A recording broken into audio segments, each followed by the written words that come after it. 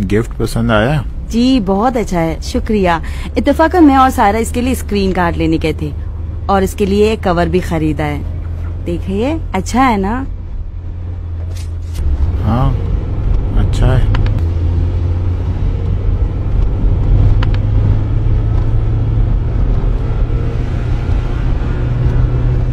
तुमने अपनी मर्जी से लिया है या तुम्हारी सहेली ने कहा था?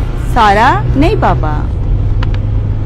ऐसा नहीं कि तुमने ये खरीद कर इस टैबलेट की कंपनी की तौहीन की है?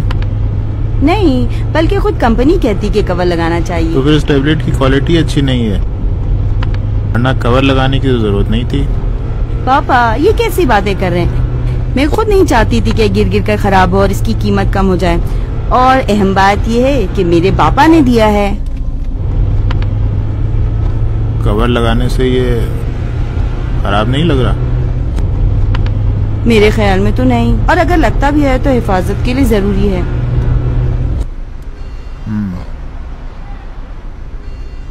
जहरा बेटा, हिजाब जो कहते हैं ना, इसी को कहते हैं।